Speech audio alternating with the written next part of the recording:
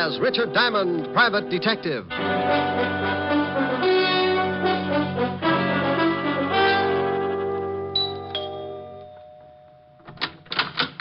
Oh, good evening, Mr. Diamond. Evening, Francis. You look like you're going out. Yes, sir. Miss Asher wants me to go down to the delicatessen for some cold cuts. Oh, where is Miss Asher? In the study, sir. Well, I'll see you later, Francis. Why don't you bring back some roll mop? Roll mop, sir? Herring with the bends. Very toothy. Yes, sir. Ollie oxen free. Rick. Hi. Hi. Well, get the silk thing there. Lounging pajamas. Yeah. I guess we're going to stay in, huh? Uh-huh. I just sent Francis out for some food. I met him at the door. Look, I've got to do a few things in the kitchen. Why don't you stretch out on the couch and take it easy until dinner's ready? Okay, I'm pretty tired. Might rock out. No, a little sleep might do you some good. Here, read a magazine if you want to stay awake. Oh, swell. Gory detective. Who sends you these things? The Corpse of the Month? Pretty bad. I won't be long. Okay. Oh, no. The case of the bloody... Oh. It was going on 11 o'clock, and the fog encircled the old house like a thin, wet blanket. Oh, swell. The figure of a man crept stealthily across the gravel of the garden path. These riders really dream it up. Mr. Diamond? What? How did you get in here? I followed you from your office. Shh. You left the door unlocked when you came in. Well, now, look. I know I shouldn't have come into someone else's house, but this is a matter of life and death. Hey, stop pulling down the blinds. I don't want anyone to see us talking. Well, you're on the 8th floor. Who's chasing you? A herd of monkeys? Please, you must listen. Now, look, if you got troubles, come to my office in the morning. Tomorrow morning may be too late. I'm supposed to die tonight. Try breathing. You expand your chest, take a lung full of air. No, Yes, it does wonders. Keeps you around for days. You better get out of here. Please, Mr. Diamond, don't give me away. Please. Yeah, baby. Wait a minute. Duck under that desk. Oh, bless you, Mr. Diamond. Rick, I thought I heard you talking to someone. Talking? Oh, no. Must have been reading out loud. This is swell literature. The case of the grisly ghost. Oh, fine. I like to keep up on the exploits of a private detective. You don't tell me anything about your cases. I'm modest. Hey, you got your coat on. Where are you going? Oh, Francis just called. He's had a flat tire. I'm going to pick him up in the other car. Don't you want me to do it? Oh, I'm not going to let you out of this house. I'll be right back. Okay. Read The Grizzly Ghost. It's not bad. Bye, baby. Bye. Okay, Spider-Man, you can come out now. Oh, thank you. Now, what the devil's going on? I told you my life's in danger. I need help. Tell me about it. I haven't time now. Come to this address in about an hour. My name's Leeds. Leland L. Leeds. Oh, for Pete's sake. I must get back before they miss me. I don't want them to know I got out. Say I called you and told you to come over. Here's the address on this card. Please don't fail me, Mr. Diamond. Now, wait a minute. My fee's $100 a day and expenses. Of course. I'll have a check for you. Goodbye.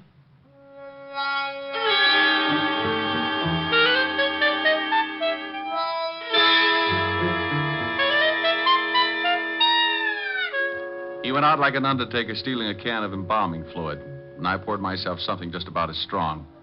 Helen would scalp me for leaving, but for some reason, nutty little guys like that interest me. I left Helen a note saying I'd be back later and took off for the address Leland L. Leeds had given me. It was out of town about 10 miles, but after hunting around for a while and running up a good-sized taxi fare, I finally found the house.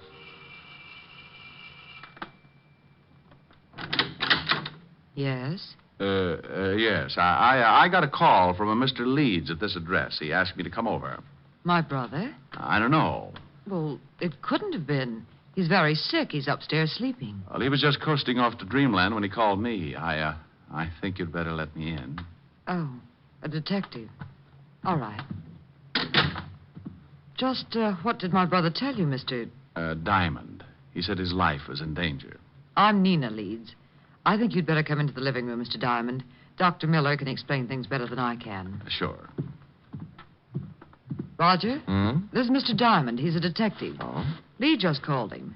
This is Dr. Miller, Mr. Diamond. Hello, Doctor. How do you do? You from the police? No. Private stuff. Oh, I see.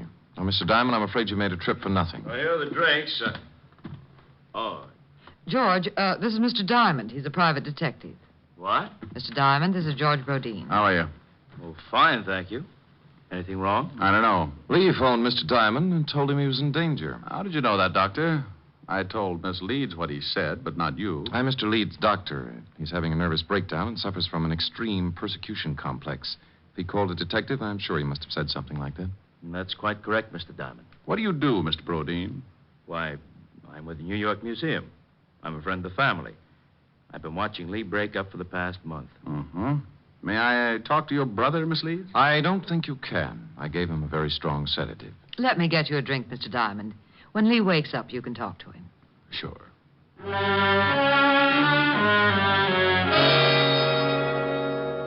We went into the bar, and she got out a big bottle and 2 glasses. I forgot all about Leland L. Leeds for a while and started concentrating on his lovely sister. It was easy. Champagne? Sure, but I've run out of slippers. I've got a small foot. Might take you a long time to get enough. I drink fast. It's the open toes that bother me. I like the patter. Where'd you come from? Same place you did, lover. Experience Alley. What do people call you after they get to know you better? Oh, different things at different times. For now, you can call me Rick. And later? Oh, you'll think of something easier. It's like that when you haven't got much time to talk. Here's to later, Rick. Yeah. What does the doctor specialize in? Roger's a brain specialist. Mental disorders mostly. It's Lee. He's off again. Maybe he's been listening to Sam Spade. Come on. You'd better stay down here, Nina. I'll take care of it. I'm going up. Lee needs me. George, get my bag. It's in the hall. Right. You'd better not come in, Mr. Diamond. I think I'd better. Lena. Lee, what is it? I saw the blood again. Oh, Mr. Diamond, I'm glad you came. Now, calm down, Lee. Everything's going to be all right. Get away from me. He thinks I'm insane. You all do. You want my idol, and you stop at nothing. Now, there's no sense in this much self-indulgence. You're Here's not... your bag, Roger. Thanks. What are you going to do? Just give you something to make you sleep. I don't want to sleep. I'll wake up and see the blood again. There's no blood. It's just your imagination. You're overwrought. You think I'm crazy. But I saw it. I tell you, I saw it. Now, this won't hurt. No, I don't want to sleep. Please, Mr. Diamond, help me. Lee, do what Roger tells you for my sake. Come on. The injection should take I'll get just up. a minute. I won't go to sleep. Lee, please. Then leave Mr. Diamond with me. I want to talk to him. Well, I guess it'll be all right. Don't stay too long, Mr. Diamond. I want him to rest. Okay, Doctor. Remember, he's not at all rational. Come on, Nina. I'll see you downstairs, Mr. Diamond. Hey, what's the idea, Leeds? I'm locking the door. I don't want anyone coming in. Pardon me for walking around in circles. I got to stay awake. Uh-huh. Those people downstairs are trying to drive me crazy. They must have been working overtime. They're after my idol. Your what? My idol. That carved image standing on the night table. Oh, yeah. Here, look at it. Look at it. Well, that's dandy. How many box tops did you have to save? Mr. Diamond, at this moment, you are holding $100,000 in your hand. I am? Last month, my grandfather passed on and left his entire estate to my sister and me. Among the effects was that idol. It was left to me. What is it, platinum? Oh, no, Mr. Diamond. That is the lost idol of King Tut. I always wondered what happened to it. Oh, then you know the legend. Well, I'm a little hazy on it. Maybe you'd better bring me up to date. Oh, of course. It was supposed to have been buried with King Tut. However, the story goes that a slave absconded with it before they sealed the tomb. And that makes it worth $100,000? I guess so. You guess. You don't know? I only know what my grandfather told me before he passed on. He told me its value and said there was a curse on it. What does it say? Crime doesn't pay? Well, Mr. Diamond, it seems that on the first night of the new moon, after one has gained possession of the idol, he will die.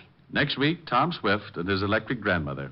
You don't believe me? Oh, sure. No, you don't. You're just like the rest. But it may interest you, Mr. Diamond, to know that 1 month after the idol was uncovered and my grandfather gained possession, he died. It was a new moon. How old was he? 74. Oh, well, that couldn't be it. Now, relax and tell me why you came to me. What about your fee?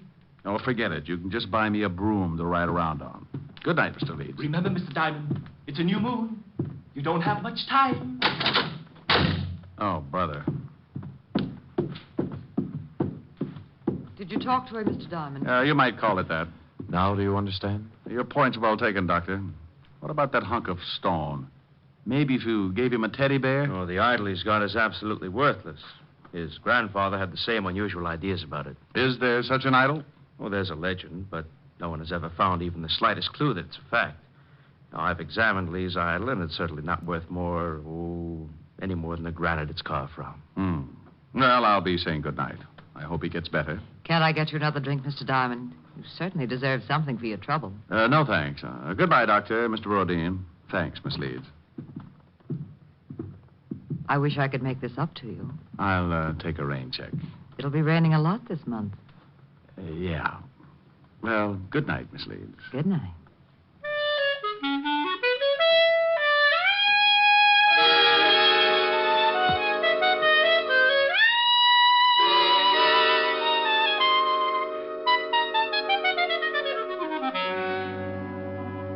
I went out and got a cab.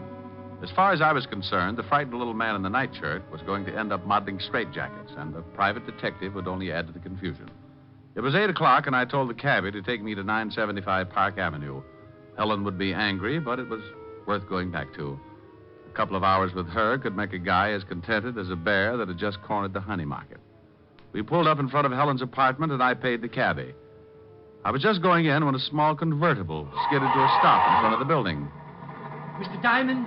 Mr. Diamond! It was Leland L. Leeds again, and you could still see part of the nightshirt under his topcoat. He leaned out of the car window and called. Over here, Mr. Diamond. Please, I must talk with you again.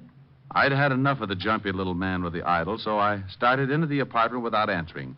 He called again, climbed out of the car, and started to cross the street toward me.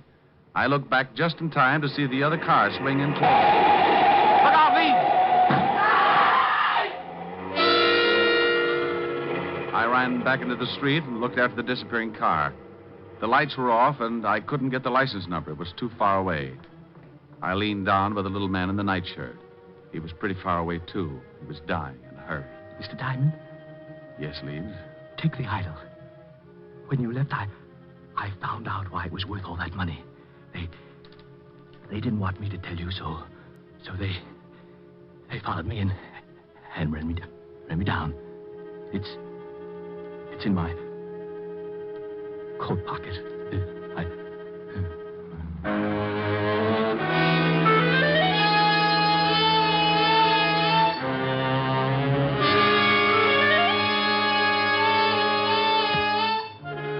He died lying on his back in the street.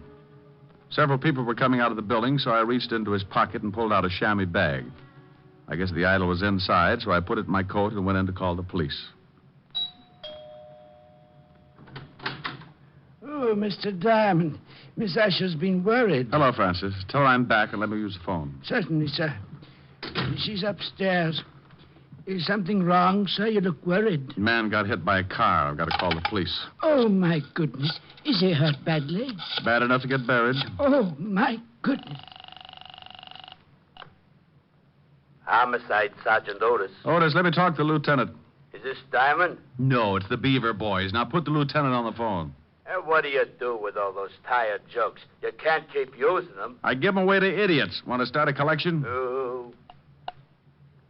Lieutenant Levinson. Walt, this is Diamond. I got a body for you. I go off duty in 20 minutes. Call back then. Lying out in front of Helen's apartment, 975 Park. Rick, my stomach is bothering me. Why can't you be a good boy and stay out of trouble? Take some soda and get over here. Take some soda. Every time you call, I end up taking enough to give an elephant the hiccups. Well, you're a fine one. Oh, I'm sorry, Rick. I didn't know you were on the phone. Wait a minute, Walt. Hello, baby. I'm talking to the lieutenant. Aren't you afraid you'll catch cold in that thing? I'm mad at you. Oh, you're cute. Hey, what's going on? Just Helen. If you could see her, your ulcers would start popping like chestnuts. Say hello. The law sends you his greetings. Hello to the law. She says... I know, I heard it. Now, what about the stiff? His name's Leland L. Leeds. He got belted by a car. It was too far away to get the number. What makes you think it's a job for homicide? Get over here and Helen will give you the story. I've got some work to do. But wait a minute, Rick. Oh, you're getting lazy. What's the matter? Don't you want to find out things for yourself? Rick, what happened? Francis told me some man got hit by a car. Right on your doorstep. Oh. Let's go into the other room, baby. I'll tell you all about it.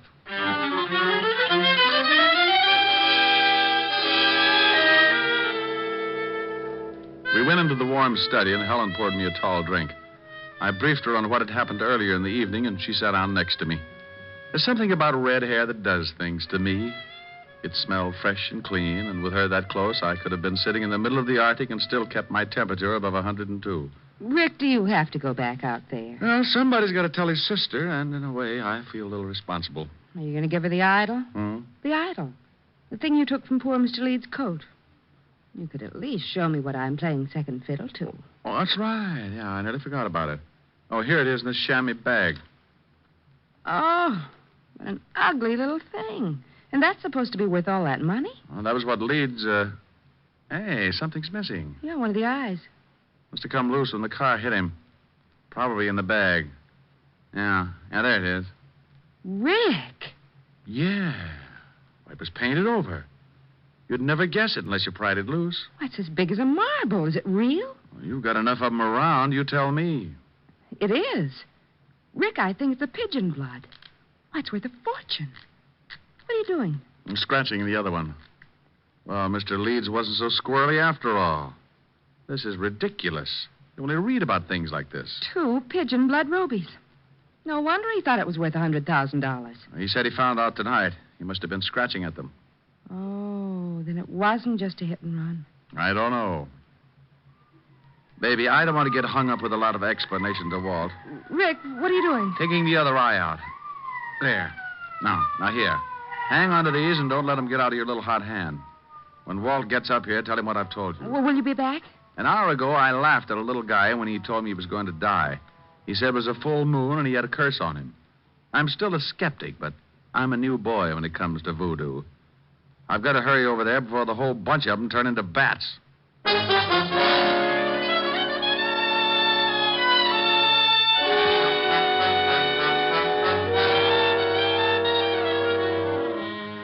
I went down in the service elevator and out on the street. The wagon was driving off with Leeds, and Walt and Otis were going into the building when I slipped up to the convertible and got in. Leeds had left the keys in the ignition like I figured, so I took off and headed across town. 20 minutes later, on a lonely stretch of road, I started counting suspects. All 3 of them could be in on it. Dr. Miller, who said Leeds was insane, George Brodeen, a man from the museum who said the idol was worthless, and that lovely sister. I didn't notice the car pulling up behind me until it was too late. It was doing a good 70, and as it swung around to pass me, the guy at the wheel cut in sharp and hit me broadside. Hey, look out!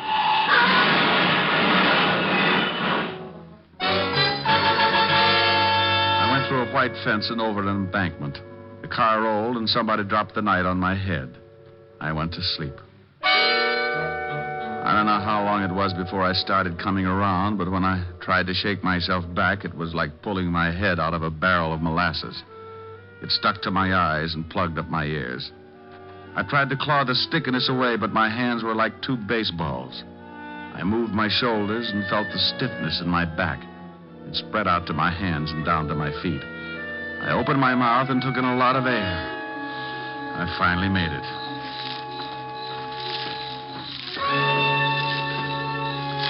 Someone was trying to get me from the highway, so I pulled myself clear of the wreck and started moving in a circle, keeping whoever it was at a good distance. I was too pushed around to put up a fight, so I made it back to the highway and walked along until I found a little gas station on the road. The joint ain't open. And then your lock's busted. No, it ain't. Then I floated through the wall. Where's your phone? It ain't for public use. Try isn't. Okay, wise guy. The joint isn't open. The phone isn't for public use, and you isn't so big you can't get tossed out on your face. And you isn't so wealthy, $5 won't make a difference. Oh, why didn't you say so? Phone's on the wall. Thanks. You know the Leeds family? Yeah, they get gas here sometimes. Hello. Evergreen 34369, operator. How far is the house from here? I'm a little turned around. About a half a mile.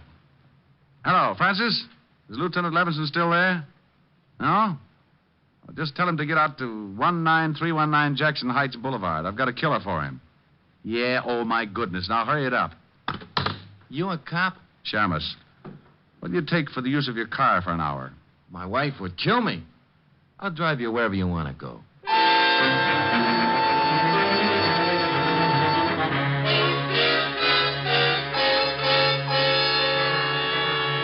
He gave me a lift in his old sedan, and 10 minutes later I was ringing the doorbell to the Leeds house. I was glad the girl answered. She made me feel better right away. Oh, Mr. Diamond, come in. Thank you. Where are your friends? Raj and George? They went out to look for my brother. He disappeared right after you left. I'm terribly worried. Oh, have you got that drink? I could use it now. Certainly. I don't know why Lee ran off like that. He shouldn't have been driving in his condition. Were Roger and George together when they left to look for Lee? No, they took separate cars. Why? Has something happened, Mr. Diamond? Have you heard from my brother? I guess I'd better give it to you straight. Your brother's dead, Miss Leeds. I'm sorry. Dead? Oh, no. He was hit by a car. It's all because of that horrible idol. That stupid, horrible idol. If my grandfather hadn't told Lee it was worth that much money, this never would have happened. Did you think it was worth anything? No, of course not. But we couldn't convince Lee. Now he's dead. Would you please answer that, Mr. Diamond? Sure. You take it easy. Nina, Oh, what are you doing here, Diamond? Did you find Lee? Why, no, I didn't. I've gone to every place I thought he could possibly be. I even looked up your address and went over there, but the building was closed. You better go in and see Miss Leeds, Doc. She's pretty upset. Upset? Nina, what's wrong? Oh, Raj, it's Lee. He's been killed. What? That's right. But how did it happen? Bingo. I'll tell you as soon as I let Mr. Brodeen in. There, Nina. Just let yourself on the line. Do you? Come in, Mr. Brodeen. Well, Mr. Diamond, what are you doing here? I think I'd better have a sign made. The doctor and Miss Leeds are in the living room. Well, something happened? Mr. Leeds is dead. What? This is the most surprised household I've ever run into. Roger, is this true? I guess so. Oh, I'm terribly sorry, Nina. Is there anything I can do? No, thank you. Where did this happen, Mr. Diamond? In front of 975 Park Avenue. Car hit him. I was with him when he died. Oh, this is terrible. I thought at first it was an accident, but I'm not sure. What do you mean? When I left to come out here, someone ran me off the road, nearly killed me. Who would want to kill Lee and then try to kill you? Probably a coincidence. Certainly. Probably just a drunk. Could have been. Lee gave me this before he died. A chamois bag. What's in it? The idol. Oh, that awful thing. What do you want done with it, Miss Leeds? I don't care. Just get it out of this house. What are you going to do? I don't know. You want the thing, Doctor? Why, what for? That's a good question. How about you, Brodeen? You want it? Oh, well, what would I want a worthless piece of stone for? Well, as long as no one wants it, may I use this fire poker, Miss Leeds? What are you going to do with it? The idol is worthless. It's caused a lot of trouble for you and your family. I'm going to break it up. No! Give me that, George. Well, Brodeen, you're sure getting grabby. All right, now all of you stay right where you are. For a museum collector, that's a pretty modern gun. Yes, and I know how to use it. George! This is the hokiest case I've ever been on. Even the dialogue's bad. I suppose you think you're pretty clever making me show my hand like that. I read Gory Detective. I found that the idol was really worth all that money, but I had to make the killer tip himself. You did. Mr. Diamond, do you mean my brother was really right all along? In a way, yes. He believed what his grandfather had told him. But it wasn't until tonight when he scratched one of the eyes of the idol that he knew for sure. Scratched one of the eyes? That's right. Pigeon blood rubies, painted over. Well, now I'm leaving you. Well, that's good, but you're minus something. Minus what? A couple of rubies. I took them out of the idol. You're lying. Take a look at the bag. What? They're gone. I'll kill you for this. Give me the gun, George. Look out. He's going to shoot. Give me the gun. All right, everyone. This is the police.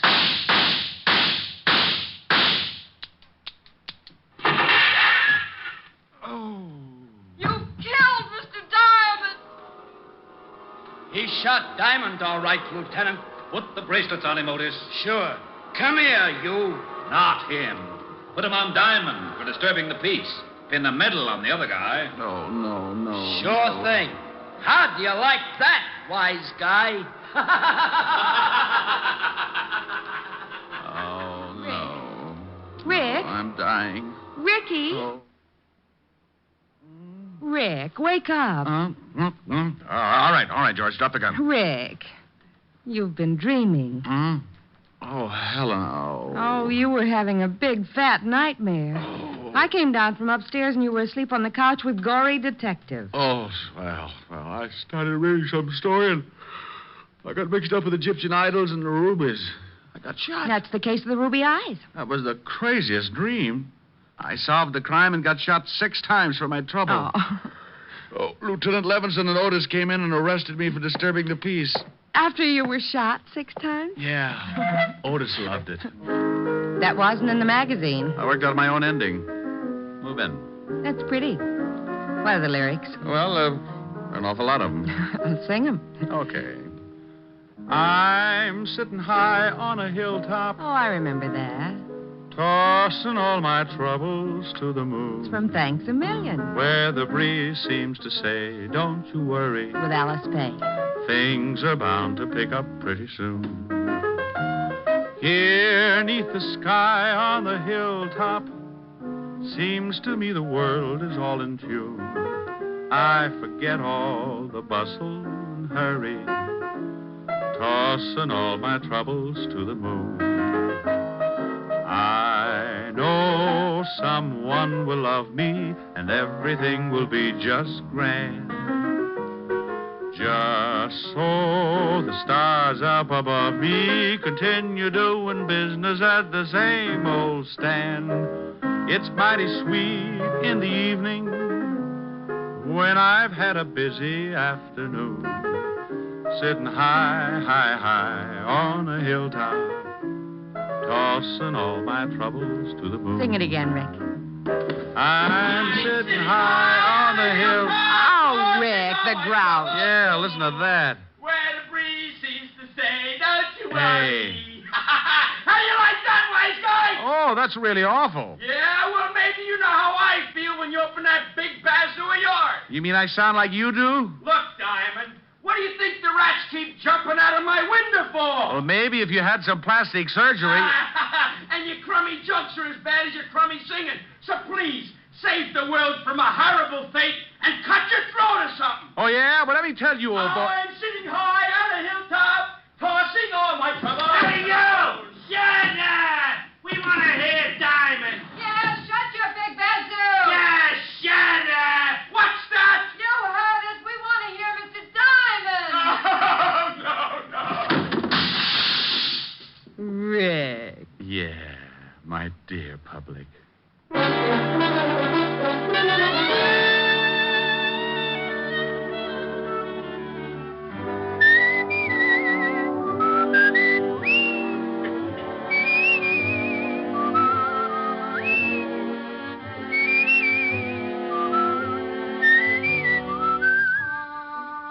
You have just heard Richard Diamond, Private Detective, starring Dick Powell.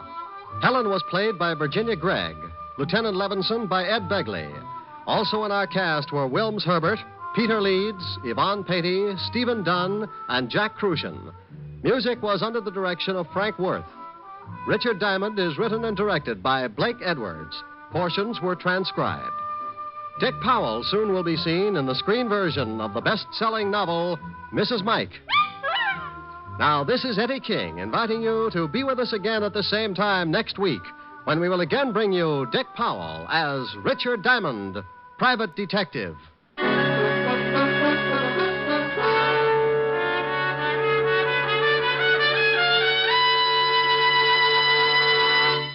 What's on NBC tomorrow? Detective story fans will want to hear Madeline Carroll and Basil Rathbone in the detective melodrama The Amazing Dr. Clitterhouse, tomorrow on Theater Guild on the Air. And for more detecting, listen tomorrow for The Adventures of Sam Spade. He'll present his most humorous caper of the season. Yes, you'll enjoy both Theater Guild and Sam Spade tomorrow on NBC.